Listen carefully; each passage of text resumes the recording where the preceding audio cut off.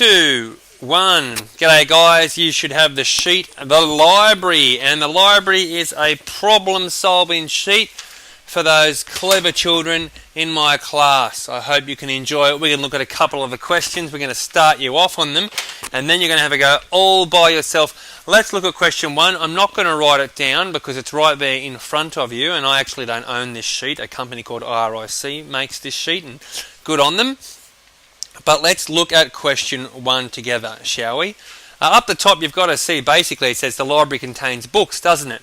Magazines and stories on CD-ROM. So it's got a total stock of this amount of books. It's got 29,572 books, doesn't it? So, we need to know this for starters, don't we? That's just up the top of the sheet. It's got 341 magazines. Right, I'm just going to write mag for short. And it's got 273 CD-ROMs.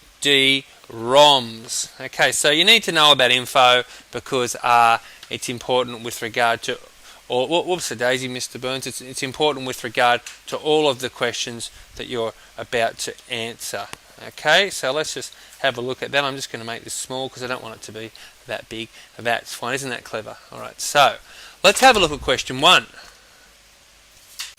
Okay, here we are with question 1. Let's look in the library. Each set of shelves, you always draw pictures. I like to draw pictures. Oops, a daisy, you might have to draw. Each set of shelves holds 100 books, okay? 100 books. Each set of shelves holds 100 books on each shelf. So there's the little books there, okay?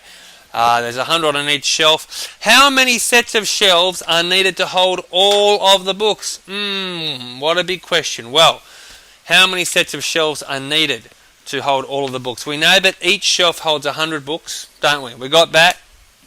We know that there is in total 29,572 books. This, my dear students, is going to be a division sum. One number is going to go there, and another is going to go there, and you've got to work it out. Enjoy that, Year 5. Let's have a look at question number 2. Alright guys, we're back. The cleaner has dusted 79 sets of shelves. How many books have been dusted? Well, we should be able to work that out because we know that on each shelf, guys, how many books are there? We just worked this out. There's 100 books, isn't there? There's 100 books. And the cleaner's dusted 79 shelves. Okay? So, you've got to do a sum, and let me give you a hint. It is a times in. It is a multiplication sum. Alright, enjoy that. Lastly, let's look at question number 3. Read through it with me. This is fun. At the beginning of the week, there was 12,841 books in the library.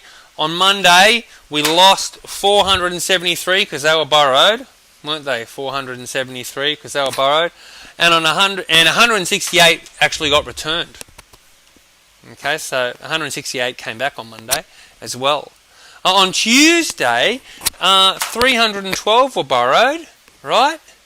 So we lost another 312, but 489 returned.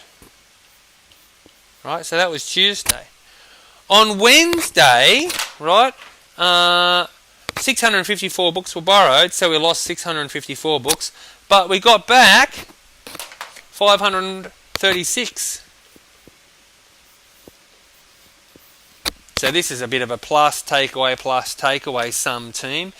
How many books were in the library at closing time on Wednesday? I have helped you enough with those problems, Year 5. I hope you can work them all out. I've set you up very nicely.